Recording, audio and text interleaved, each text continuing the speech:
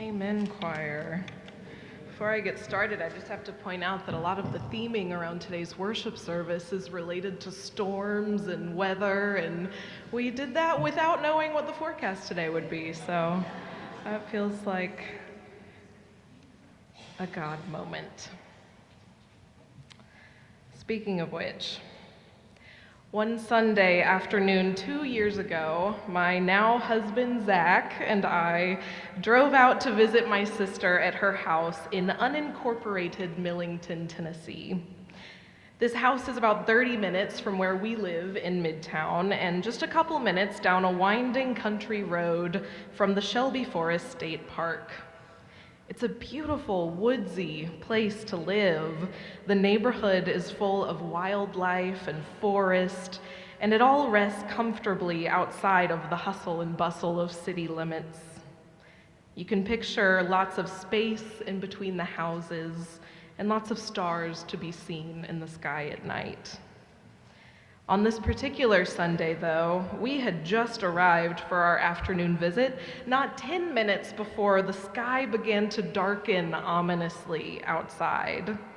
Rain started to fall quickly and then harder.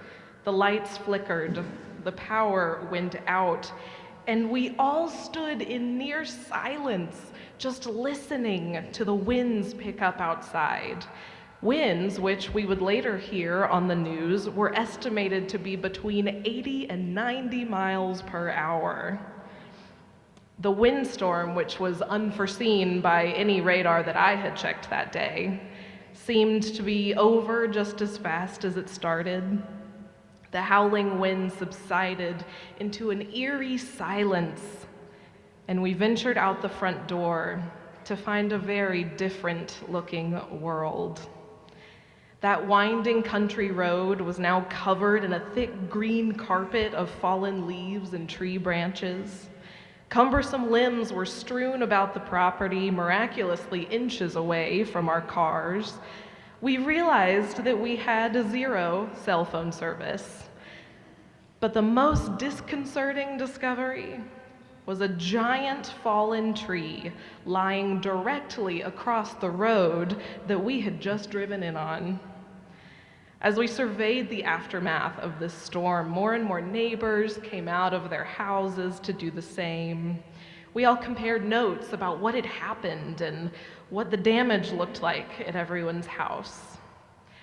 And then a young woman rode up on a four-wheeler after doing some reconnaissance around the neighborhood and reported that there were, in fact, many fallen trees lying across all of the roads that could possibly take us out of this neighborhood and back to civilization. The reality set in, along with a little bit of panic, that we were trapped. I got that sinking feeling of just not knowing what to do next. But, I've been through enough power outages within the Memphis city limits to know that usually you just have to hang tight and wait until someone comes to help in situations like this. And just as I was starting to think, well, I guess we better get back in the house and wait for somebody to come deal with all of this, the good people of Millington said instead, "It's time to get to work." Without hesitation, these neighbors went back to their houses, got their chainsaws, which they apparently all owned, and went to work chopping these huge tree trunks into manageable logs to be rolled away. I had never felt like more of a city slicker in my entire life. All these people just seemed to know what to do, and meanwhile, I was over here hoping to God that some municipal employees would come save the day. These neighbors explained to me generously that being in an unincorporated part of town, they were used to handling these things by themselves. They also had the tools and the skills that they needed to do so. So, over the course of the afternoon, we pitched in to help remove debris, haul away limbs, and check on the neighbors that nobody had heard from yet, door to door. I mostly just tried not to get in the way, though. I was amazed by the confidence and skills of this group of ordinary people taking the matter of disaster relief into their own hands, trusting their own abilities, and working together to help each other out.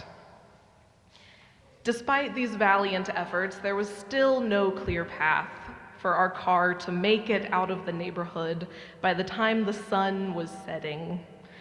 Zach and I had pets waiting at home that we were anxious to get back to, and jobs to clock into in the morning that we were stressed about missing. So we managed to finally get 1 bar of cell phone service, and it was enough to send my parents an SOS text to come pick us up on the outskirts of the neighborhood. He and I hiked about 2 miles in the dark up to the main road. We were climbing over massive tree trunks in our path and trying really hard not to think about spooky things like coyotes or the local legend of the pig man.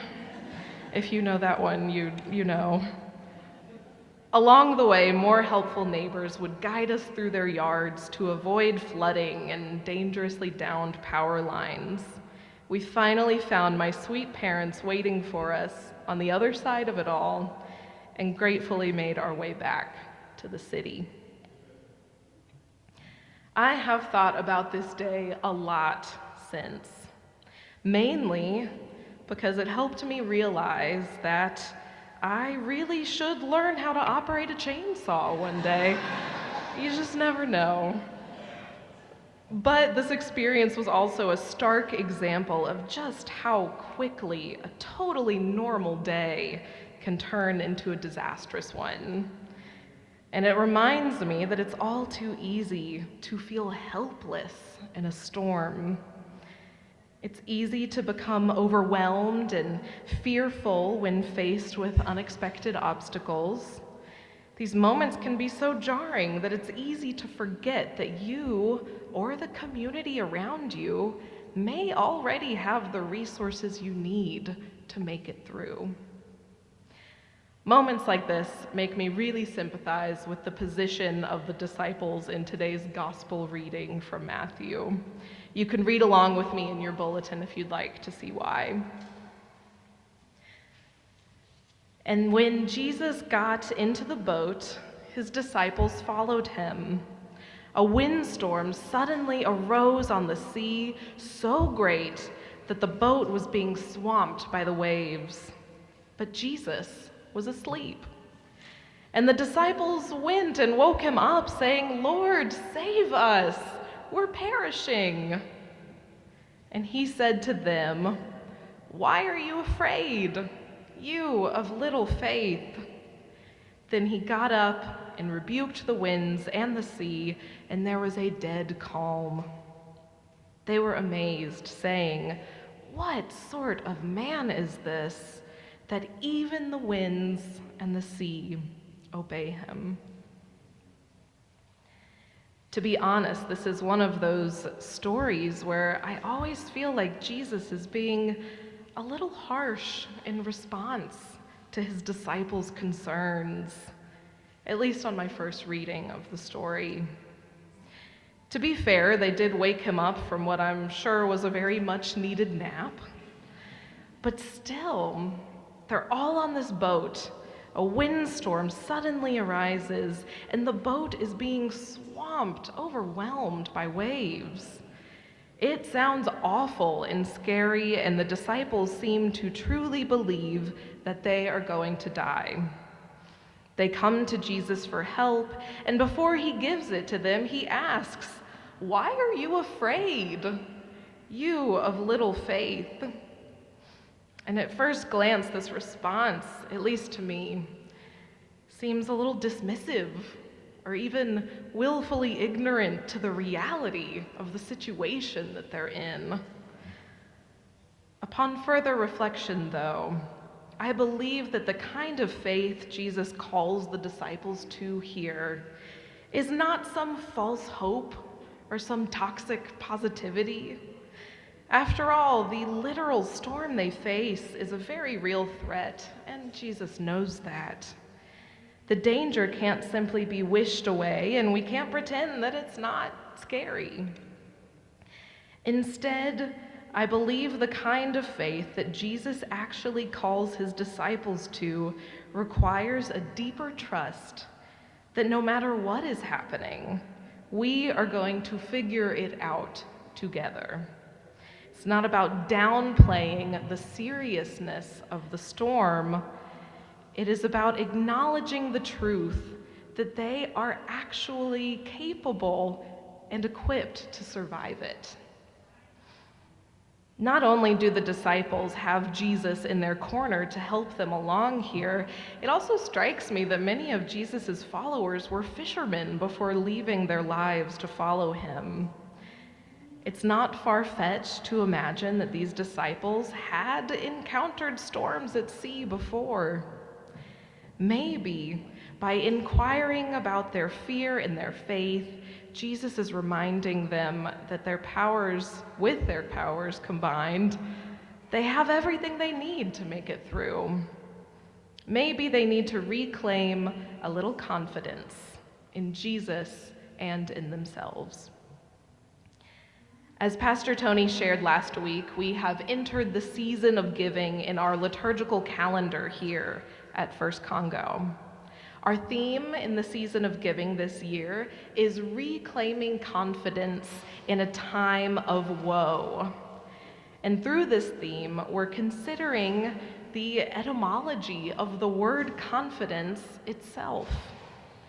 At its roots, confidence means with faith. We're exploring questions together this season like, what does it mean to reclaim a sense of faith as we move through the world in this tumultuous time? How can we choose to live within the eye of the storm rather than being thrown overboard by it? I think that both Jesus and the good people of Millington can teach us that one way to reclaim confidence in a time of woe is to trust that we do have the resources within us and around us to weather the storms that come our way. We have the community resources of our neighbors and all the skills they bring to the table when we ourselves may not have them. We have the internal resources of our own wisdom and our own experiences that remind us that we have made it through hard times before and we can do it again. We have the spiritual resources that come from a long religious tradition filled with broken yet faithful people who put one foot in front of the other, trusting that they are held by a power and love that many of us here call God. When we remember this lineage of confident seekers that we belong to, we remember that God is in the boat with us. Friends, the Bible is full of stories about people needing to reclaim confidence in times of woe, and this story is one of them. It is easy, normal, and human to feel scared or helpless in a storm. And yet, weathering the storms of life is exactly what we come here to this place to prepare for and to practice for when we ground ourselves in a life of faith. Storms are going to keep on coming. I don't have to tell you that. And it's tempting to wait around for someone else to come save us. But we always have resources, spiritual, internal, communal, to figure it out together. As we say every Sunday in our affirmation of community, we will do our best to stir in each other hope, courage, and faith. And thanks be to God for that. Amen.